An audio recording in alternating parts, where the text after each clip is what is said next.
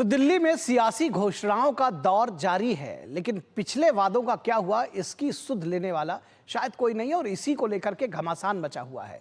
जब ग्रंथियों और पुजारियों को यह कहा जा रहा है कि उनको हर माह वेतन देंगे 18,000 रुपए महीने, तो जो इमाम थे 18,000 रुपए महीने जिनको वेतन मिलना था, उनको 17 महीने से वेतन नहीं मिला है। उनकी सुध कौन लेगा?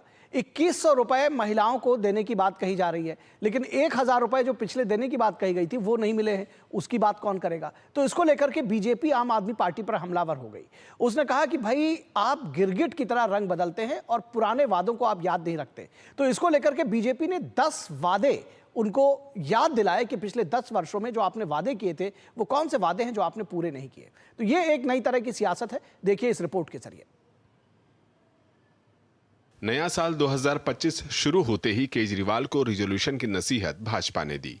प्रवक्ता सुधांशु त्रिवेदी ने आरोप लगाए कि केजरीवाल सरकार का रंग गिरगिट जैसा है।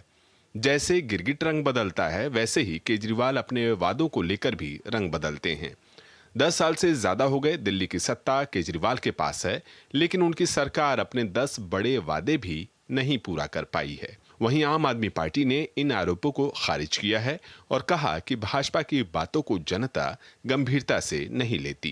केजरीवाल जी के दावे, एक बिजली के तार, दूसरा क्लीन ड्रिंकिंग वाटर, तीसरा वर्ल्ड क्लास एजुकेशन सिस्टम, चौथा स्वास्थ्य की बेहतर सुविधाएं, पांचवा पर्यावरण प्रदूषण, छठा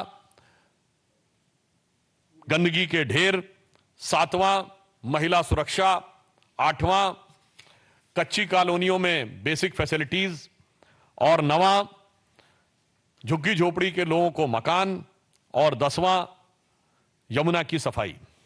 ये तो नहीं किया, मगर काम ऐसे अद्भुत किए हैं कि भारत की राजनीति में उदाहरण न मिले। जिन्होंने दिल्ली के अंदर स्ट्रीट लाइट्स लगाई, दिल्ली को आगे बढ़ाने का काम किया, 38 फ्लाईओवर नए बनाए, 100 किलोमीटर मेट्रो आगे बढ़ा। आप उस केजरीवाल से सवाल पूछ रहे हैं और सब कुछ के बावजूद जिन्होंने दिल्ली के बजट को मुनाफे में डाला, आप ऐसे केजरीवाल से सवाल पूछ रहे हैं, इनके ऊपर लोग हंसेंगे।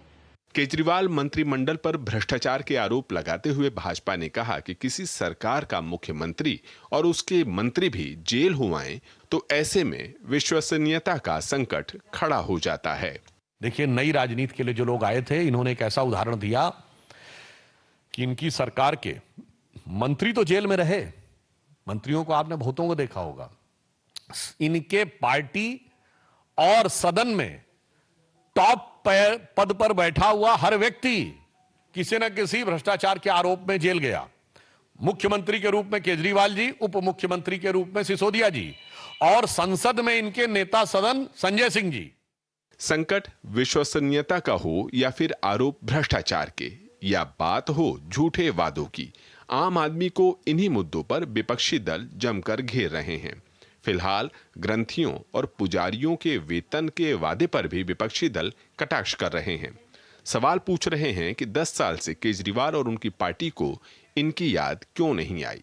दूसरा ये कि वे ऐसे वादे मस्जिदों के मौलवियों के लिए भी कर चुके हैं, लेकिन पूरा नहीं कर पाए। यानी भ्रम, झूठ और फरेब का मायाजाल केजरीवाल के साथ विपक्षी दल भाजपा और कांग्रेस दोनों यही आरोप लगा रहे हैं। Bureau report, DD news.